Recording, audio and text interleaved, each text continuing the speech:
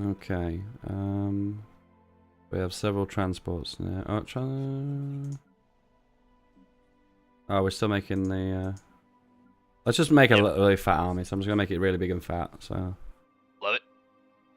I think somebody in your Twitch chat pointed out that you can't win a ground combat with 2 assault armies, but you'll win everyone with 10 of them.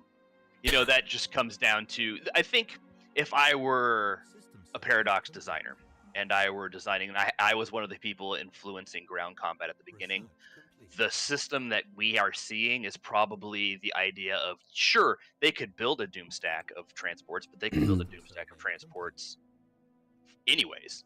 So what we want to do is incentivize not building big transports by making them like resource heavy. And they did that by, you can give an army an attachment to make them better at just a flat cost, but you don't need to. That was the big flaw of that design, is that you don't have to do that to win. You just have your doom stack and it doesn't matter anymore.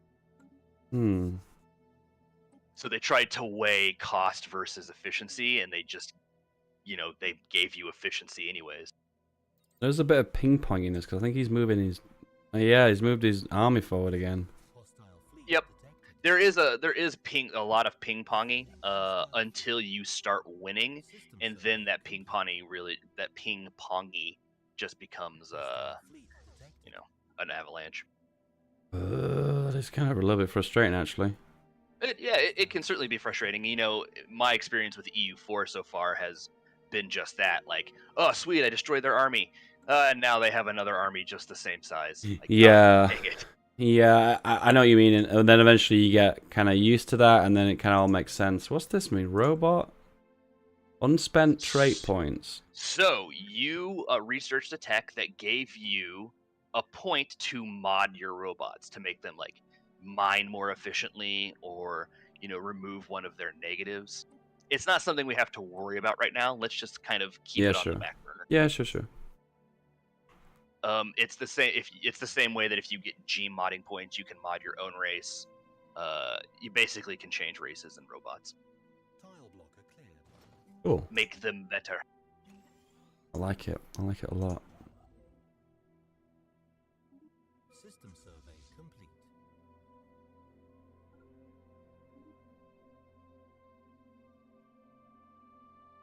Oh my goodness, the like moving to try and intercept their fleet is a little bit annoying. It is pretty annoying. Especially when you tell them to intercept a fleet, you'll start following them. I think the best, they introduce a way mid game to sort of resolve that. But until you have the mid game resolution, it's just, you know, you perpetrate your war on them. If you go faster than they go, then they're going to have to turn around, and the AI will turn around at some point. Yeah.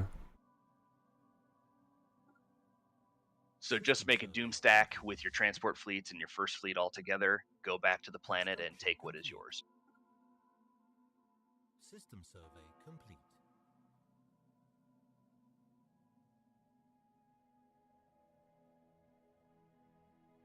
I think we're getting beaten up here. Yeah, we are actually. Looks like they unlocked cruisers. Oh boy. But I think you're still, it's going to be close. No, I don't like it. Nope, it's time to retreat. There's no shame in retreating. How do you retreat? In that combat button, or in that combat sort of screen, there's the retreat button right next to your admiral. Okay.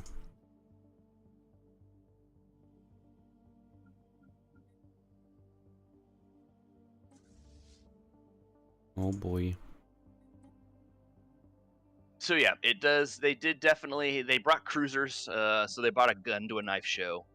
But, you know, they also probably don't have a lot of ability to replace those. So let's just start building some ships and do it to it. I also am relatively confident that they won't be able to break any of your planets.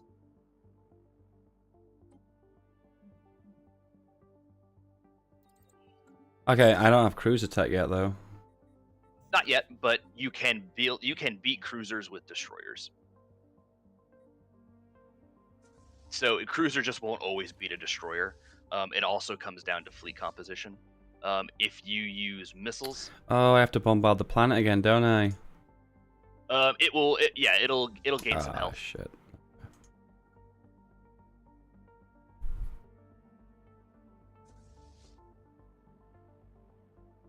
System survey complete. Construction complete. System survey complete. If you just send all of the fleets back to feedback, and Yeah, that's what I am doing, yeah. also if they catch your transports, you might need to emergency retreat them. Shit, they're already broken. They're already broken. They're already getting absolutely shredded. Yeah, I mean, all it takes is just a single ship to smoke transports, which is the downside of moving transports independently of a fleet. Yeah, it feels kind of strange to me, like how you can't merge them. That seems really bizarre to me. Yeah, that is they are completely reworking ground combat and ground combat mechanics in the next patch. I haven't been reading a whole lot about ground combat, so we'll be learning that together. System survey complete. In fact, they've been pretty quiet about what they're doing to ground combat too. They've only sort of given Twitter teases. Okay.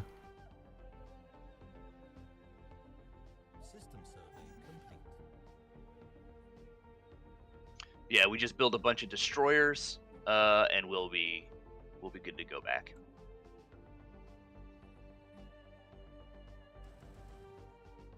In fact, you're at cap of minerals, so let's just build a shit ton of destroyers. Go boy, let's go crazy, boys. Let's get crazy with it.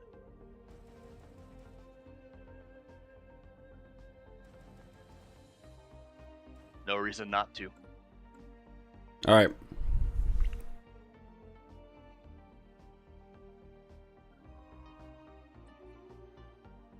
I mean, there have been entire games where I have spent my entirety from cap to zero System survey. of minerals in a single fleet, just being like, we're gonna put this to bed. Hostile fleet detected. Hostile fleet detected. System survey complete. What's important is that if they're not blowing up your stuff, which they are not.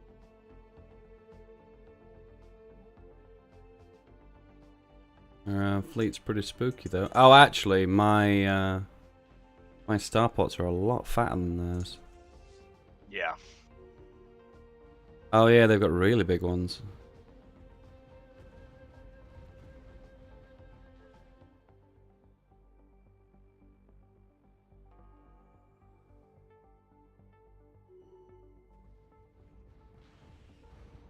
They don't seem to be doing very well against my starport. They're not the brightest, the Viridians. What the fuck is going on? Peace offer was auto declined. I didn't even know I had a peace offer. Ah! Damn. Got him. So you just blew up that entire fleet that smoked your entire fleet with a spaceport. That's fucking glorious. Okay, well there you go. Meant to be, eh? It was meant to Yeah, be. so basically the guy went, we're having a decisive battle by taking, Dave home. Once we take Dave home, they have to capitulate. I mean, they don't have to. We'll emotionally make them capitulate by enslaving them, but they forgot about the guns. Indeed. Indeed. Is I this... like the choice of advanced railgun there. I liked that choice. I don't really feel like I'm putting a lot of... I don't think I'm putting a lot of thought into where I'm going for at the minute. Well, you got lucky, but advanced railguns matched your scientist, the category of science that he was specialized in. So you could have gone cruiser, but it would have taken like 20 extra ticks rather than. Yeah, it's not realistic. It's not in the inevitable future, is it? Not really. I mean, I usually don't expect to have things in a conflict if I don't have them at the beginning. Kind of strange how nothing uses manpower. Yeah, that's kind of bizarre. I mean, again, manpower in this game is exceptionally abstracted. You don't know how many people is actually represented by your little tile dude on your planets. So we don't know how many people are used on a ship. Like, are my Corvettes a team of, 4 people, or are they, 4,000 people? There's no real sense of scale. Yeah, So that... if they don't give you a sense of scale, they can't really, give you a sense of, well, here's how much manpower it's going to use. Yeah, I don't know if I like that. I think it would be better if the scales were there. Because the idea of this game is the vastness of space. It kind of feels like it needs to be justified by reminding you, you know? Sure. Yep. That hey, you might be somewhat small. I can see the counter argument, which is okay. Well, then what you are essentially saying is that like these huge groups cannot be beaten by smaller groups if there's such like a manpower issue. The combat in this game is very doomstacky. It does feel that way, yeah. It It feels is like Hoi very 4, doomstacky. Navy, yeah. Oh, that's the most perfect analogy because my fleet's bigger. My fleet is built to beat your fleet because I see what your fleet is using. We're gonna win this, and you can win. You can win a battle where your fleet is smaller if you just have better stuff than they do. But that's a situation that you only really get into once you have a tech advantage and a science advantage. The difference between building tall and building wide, and you have a tradition. System survey. Then we're going to go for the damage, actually. I think that feels like the right one. Love it. Our inflator is insanely large right now, but also we have insane drain on our energy as well. Yeah. It's time to send those ships to fight. I feel like they're just going to walk around us. I can feel that happening. So what we're going to do is we've already blown up their main fleet, so let's just go back to planets and let's start winning.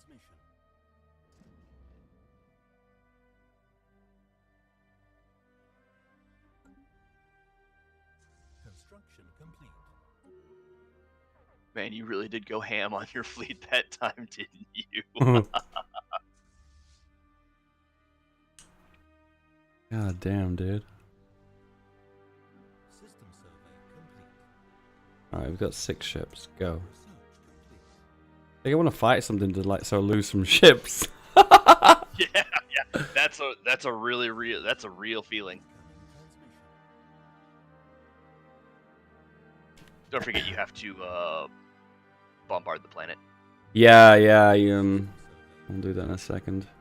System survey complete. They auto fight enemy fleets, don't they? Unless it's like a ruby stack or something that doesn't. If something engages you, you will fight back. Oh, I see. It's kind of retaliation bullshit. Okay. Yep. Research complete. What happens if we run out of energy? Negatives. Incoming transmission. All There right. are some if you pause it, there are some things we can do All right, to pausing. mitigate the problem. Okay. What we can do is go to one of your planets, and we're going to enact some edicts now. Whereabouts? All right, run on. Oh, sorry, I'm getting distracted. One of the planets. Okay. Yeah. Edict. Yeah, edicts list. Yep. Okay. So this is the edicts list for the specific for the specific planet you're looking at. We want to add an edict that will give us more energy or more fleet capacity. Happiness, migration, attraction, build speed, energy credits plus 20%. Grassroots administration. Do we do that with all the planets? I would say right now, yes, that's something we want to do. It will cost influence, but influence is not a problem right now. Okay, interesting. Okay. That didn't handle our problem immediately, but let's see if we can infect a empire-wide edict. So you'd want to go to your contextual drop-down menu near the situation and tech buttons at the upper left. Policies. Yes. And see if there's anything that can give us more fleet. Like there might be a grand fleet doctrine. Okay. It doesn't look like there's anything initially. No. So we might discover what happens when our economy goes in the pooper. Okay. But I think it's just negatives. Okay, let me just... I am actually going to kill this big fat flea here, and hopefully I'll take some losses, so that way it'll soften the blow a little bit. It feels to me like... Yeah, okay, you've just mentioned... I'm just repeating what you just said about the Doomstack mentality. Mhm. And it does seem to... That does seem to be a thing. Like, if you win absolutely unconditionally, and then if you lose, you lose unconditionally. There's not much middle ground. You're definitely going to lose some ships here in this fight. So the good news is that'll fix our problem.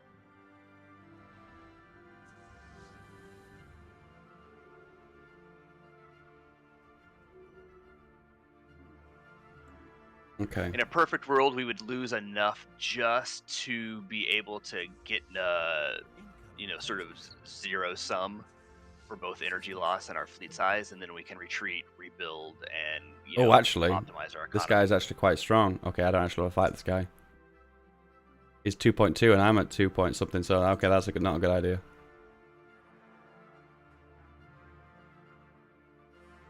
Have to bombard the frickin' planet again. So what's the penalties? The penalties are minerals minus 50%, research time minus 50%, shipbuilding time minus 50%, army build speed minus 50%, shield hit points minus 50%, weapon damage, that's pretty bad, minus 50%. Okay, that's fair enough. Okay, it's not actually as...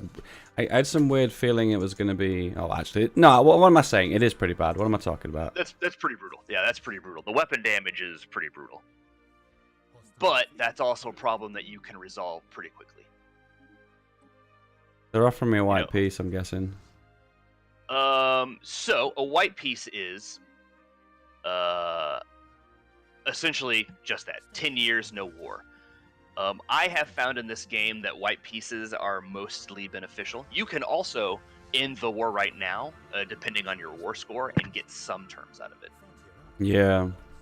But you can always sort of click your war score to investigate what options you have. Unemployment. What causes unemployment? If there is a dude with no building or negative happiness. If you have low enough happiness, they just won't work. Interesting. And I imagine it's probably hitting my happiness the fact that I've got no food, and I've also got critical resources too. Yep. Alright, let's try and do this landing, then we can peace out. Love it.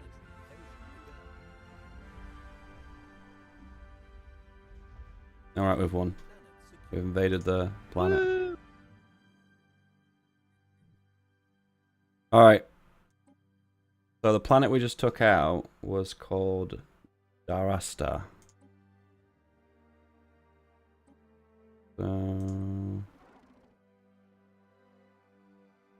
So we'd go to negotiate.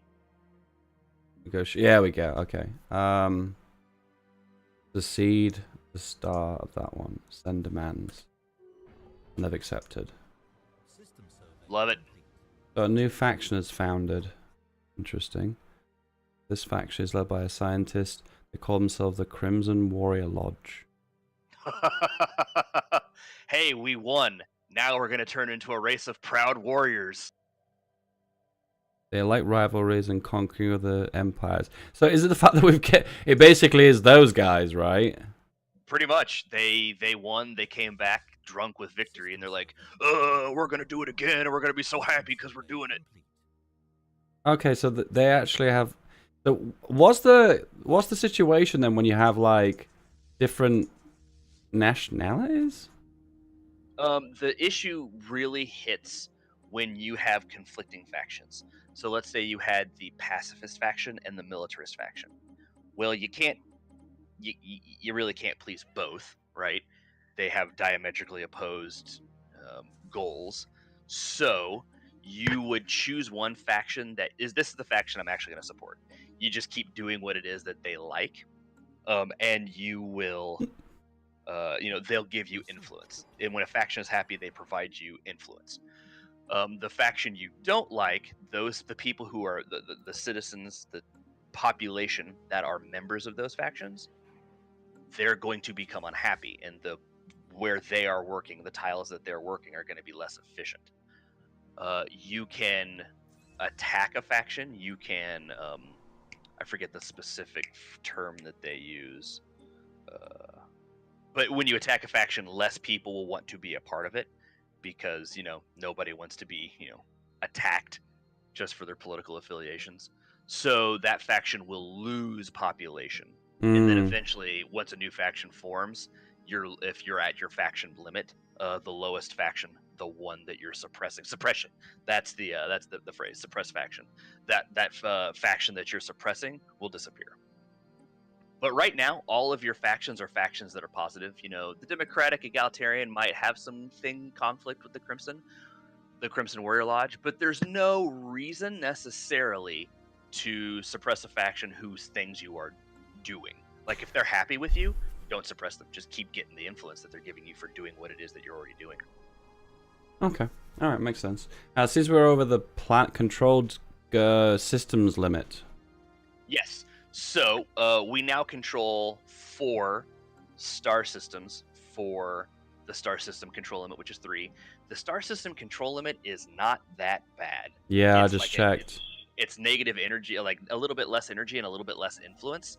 There are plenty of opportunities to gain star sector limits. There's a tech in society that just gives you +1 that I think we have already seen once. We just didn't choose it. The next time around, all we have to do is choose it, and that negative goes away. I'll tend to go 1 or 2 over the sector limit, but ultimately, it's not something that I really super am concerned about until I have hit a situation where I have to start building sectors, which we will go over later. It's one of the most annoying parts of this game. One of the things I dislike about it the most is that, unlike all the Paradox games where you're sort of controlling everything that you've taken, except for like vassals, etc., you only can have direct control over your what's called your core sector. At the beginning of the game, it's those planets that you build initially. Yeah. Once you go over your core sector limit, you can sort of delineate a subsector that then becomes controlled by the AI and tanks everything. Basically, you're giving a couple planets to the AI to control. It's dumb. I hate it. Yeah. So this piece that we have signed with the Viridians, this will last 10 years, i.e., the perfect amount of time to fix your economy, get back to resource caps, have a big fleet, and go in and finish the job. Yeah. Because they also cannot declare war against you, and the only other war that they could declare is against the enemy faction that was already stronger than both of us. So, nuts to them. This is where it starts to snowball down for them. Yeah, it feels at this point like it'd be very, very difficult for him to recover. Yep. So really, this is the situation where I just, fix my economy, fix my fleet, fix any problems that I found from my previous conflict. Like maybe my ships were super up to date. Maybe I have a bunch of unresolved storylines that popped up and kind of made it so I had to peace out early. Fix it and then go back in 10 years.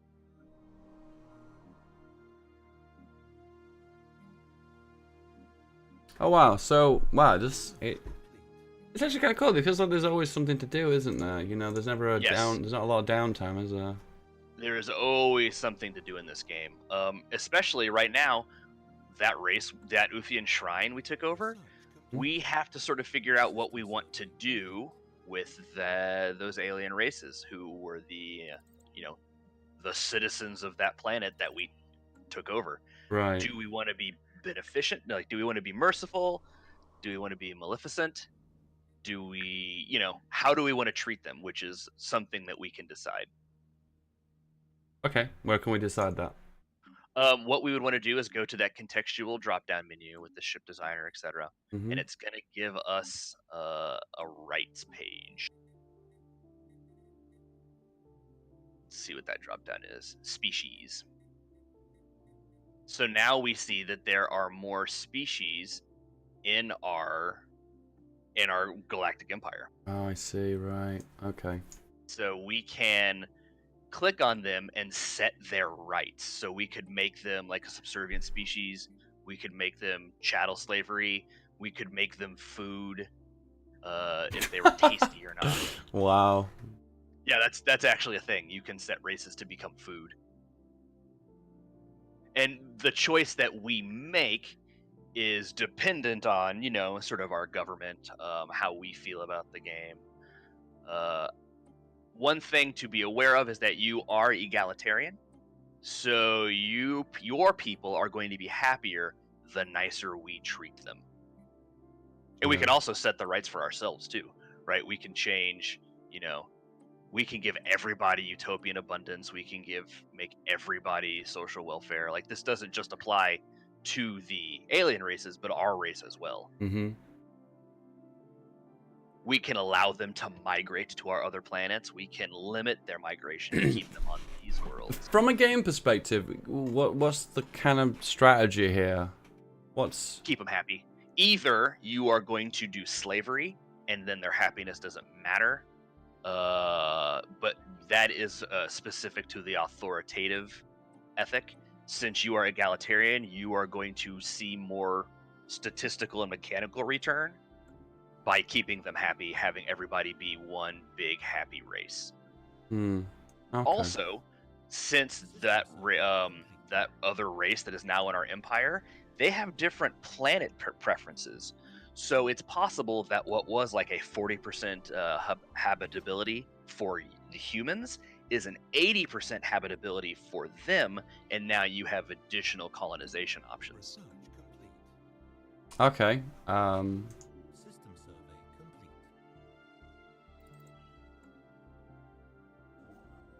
complete. You sound like you have questions.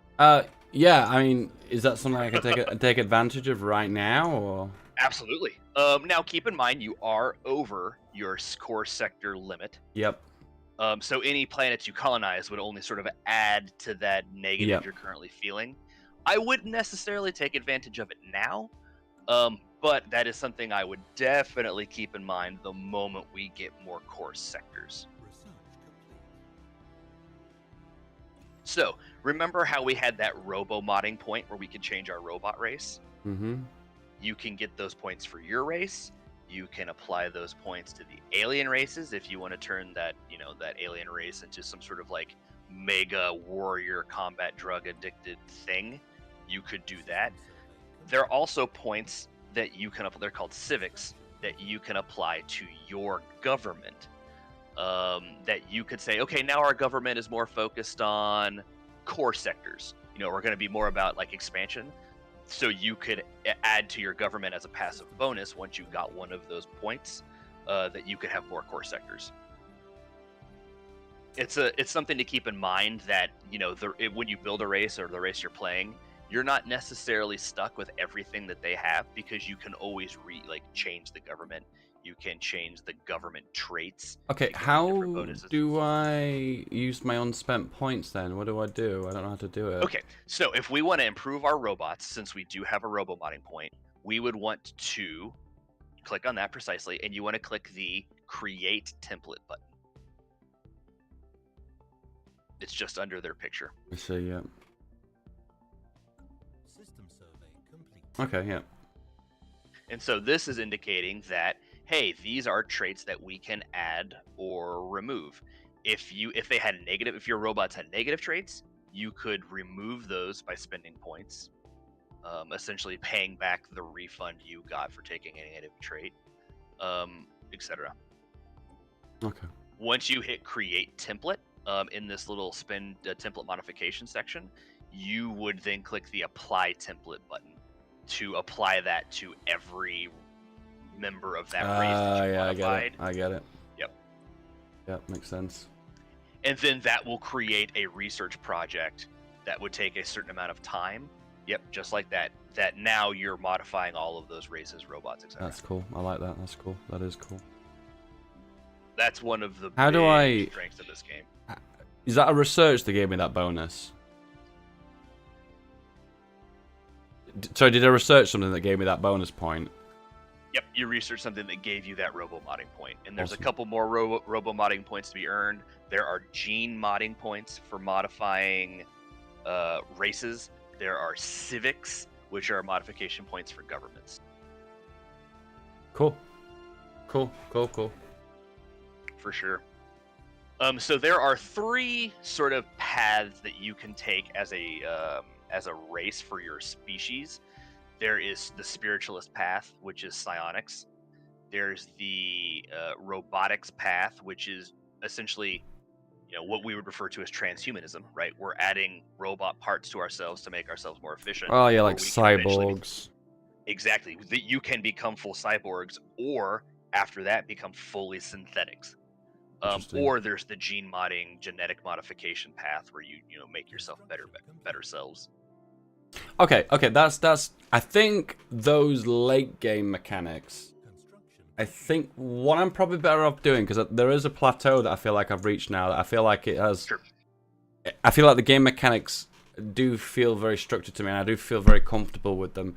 So at this point, what I feel like might be better is we kill this now, and I play like several hours for myself, and then I probably think of like 101 different questions and all elements that need to be explained to me that can be kind of flushed out when I come back to you.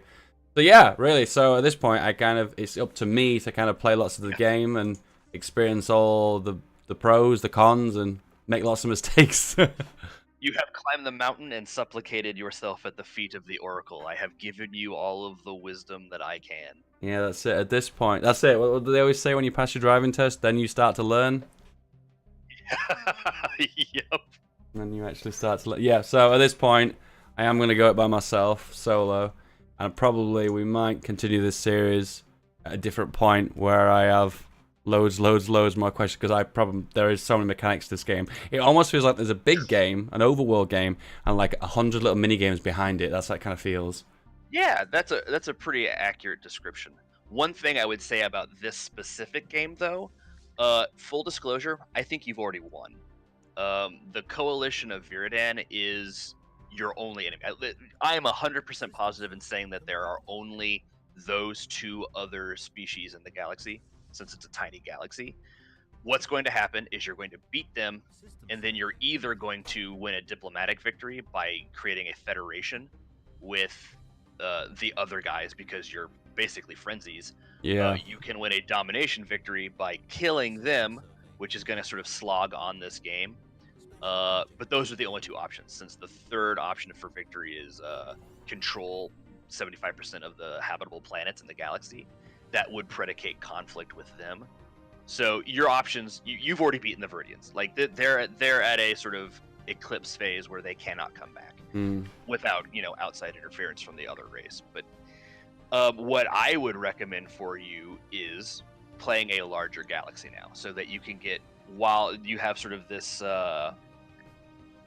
knowledge of sort of the interior workings of the game, like you understand the majority of the mechanics. There might be stuff like unrest and maybe species modification, but that would be stuff that I would encourage you to explore in a larger galaxy, where there are more opportunities for things to change based on other races. Yeah, that sounds awesome, dude. Yep. All right. I think you've won this game. This game, I would classify this as a victory. GG. Well played. We did it, Reddit. Lift the trophy. It's over. It's over. No, I will continue this game though, but I'll continue it off stream, off YouTube, and then obviously I'll come back and then we'll go through everything there. Love it.